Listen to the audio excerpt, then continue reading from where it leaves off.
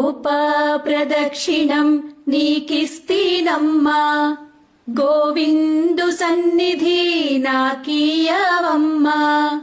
ఒంటి ప్రదక్షిణం నీకిస్తీనమ్మా, వైకుంఠ సన్నిధి నాకీయవమ్మా.